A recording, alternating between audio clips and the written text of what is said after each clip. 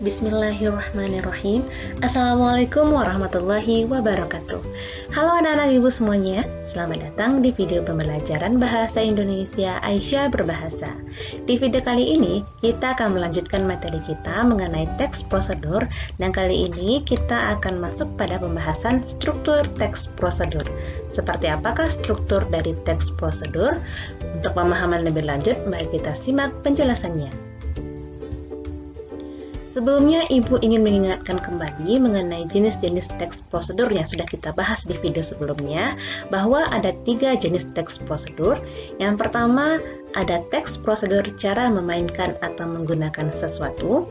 Yang kedua, ada teks prosedur cara membuat sesuatu. Dan yang ketiga, teks prosedur cara melakukan sesuatu. Nah, pada dasarnya, semua jenis teks prosedur ini memiliki struktur yang sama. Namun, ada sedikit perbedaan terkhusus pada teks prosedur cara membuat sesuatu.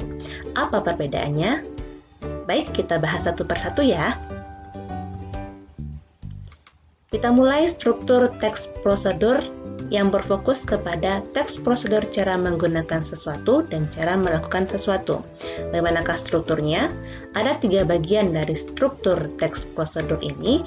Yang pertama, tujuan. Yang kedua, langkah-langkah. Dan yang ketiga, penutup.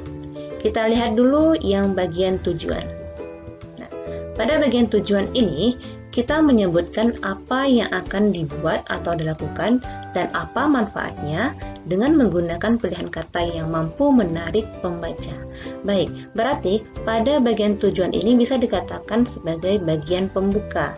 Nah, kita harus menyebutkan terlebih dahulu kita mau apa yang akan kita lakukan, apa yang akan kita buat, apa manfaatnya dengan menggunakan pilihan kata yang mampu menarik pembaca. Ya, jadi harus mampu menarik pembaca. Jadi kita harus bisa membangkitkan motivasi pembaca untuk bisa membaca teks yang akan kita buat atau kegiatan yang akan kita buat. Kemudian pada bagian langkah-langkah.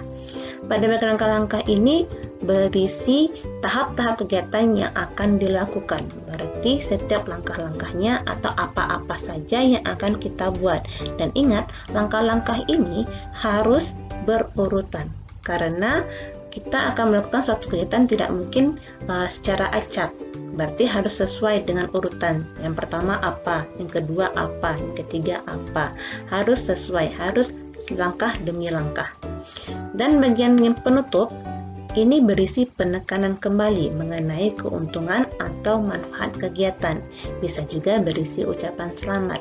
Nah, bagian penutup ini sebenarnya boleh ada, boleh tidak. Kalau ada, berarti kita menekankan kembali apa keuntungan dari kegiatan yang kita lakukan.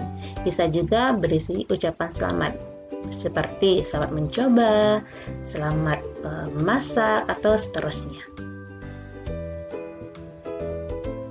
Nah, sekarang kita masuk kepada struktur teks prosedur yang Ibu katakan tadi, yang khusus pada cara membuat sesuatu.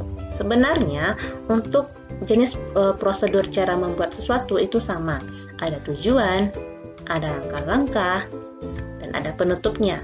Cuman ada satu tambahan bagian, satu bagian ya, yang tidak ada pada teks prosedur yang lain, yaitu bahan dan alat. Ya, karena kita membuat sesuatu berarti kita membutuhkan bahan dan alat. Nah, pada bagian ini kita memerinci bahan dan alat yang dibutuhkan. Apa-apa saja yang dibutuhkan untuk membuat sesuatu. Ingat, kalau kita melakukan kegiatan membuat sesuatu berarti ada produk atau karya yang kita hasilkan. Mana yang bahan? Yang bahan itu adalah segala sesuatu yang akan diolah menjadi produk. Berarti yang bahan itu yang akan menjadi produknya. Misalnya tepung, beras, lengkuas, telur, dan sebagainya kalau kita mau memasak gitu ya. Kemudian yang alat yang mana? Yaitu penunjang untuk melakukan kegiatan. Jadi penunjangnya seperti mixer, cetakan kue, oven, wajan. Nah, jadi bedanya kalau yang bahan ini yang akan menjadi produk, sementara kalau yang alat ini adalah penunjang untuk menghasilkan produk tadi gitu. Nah, itu yang struktur teks prosedur khusus jenis cara membuat sesuatu. Kita lihat satu contoh teks prosedur. Kita ambil teks prosedur yang berjudul cara memainkan angklung. Cara memainkan angklung berarti jenis prosedurnya adalah teks prosedur cara menggunakan sesuatu. Apa benda yang akan kita operasikan? Angklung. Nah, bagaimanakah cara memainkan angklung? Kita lihat dulu pada alinea pertama. Angklung merupakan warisan seni tradisional Indonesia. Sebagai warisan seni yang sangat berharga, kita hendaknya belajar memainkannya. Berikut cara memainkan angklung. Nah, pada alinea pertama inilah yang kita sebut dengan tujuan. Tadi disampaikan bahwa tujuan itu berisi apa yang akan kita lakukan, motivasinya, keuntungannya, manfaatnya apa. Nah, ini dikatakan bahwa angklung sebagai warisan tradisional Indonesia yang harus kita lestarikan. Jadi semacam dia membangkitkan motivasi pembaca untuk bermain angklung. Nah, itu yang bagian tujuan. Kemudian yang nomor 1, 2, 3, 4, dan sampai 6 ini merupakan langkah-langkah. Langkah-langkah apa? Langkah-langkah dalam memainkan angklung. Nomor 1, pegang angklung dengan tangan kiri. Nah, ini jelas bahwa ini adalah instruksi atau perintah untuk langkah awal memainkan angklung. Kemudian seterusnya, pegang dengan genggaman tangan dan telapak tangan menghadap ke atas ataupun ke bawah. Jadi jelas bahwa untuk instruksi ini harus rinci, karena telapak tangan menghadap ke atas atau ke bawah dijelaskan sedemikian rupa sehingga pembaca tidak bingung. Dan seterusnya sampai poin ke-6. Ini adalah bagian dari langkah-langkah. Yang terakhir, bagian penutup. Bagian penutup hanya sedikit saja di sini. Selamat berlatih untuk melestarikan budaya kita ya. Nah, ini bagian penutup. Dia mengucapkan selamat berlatih, selamat mencoba untuk bermainkan angklung.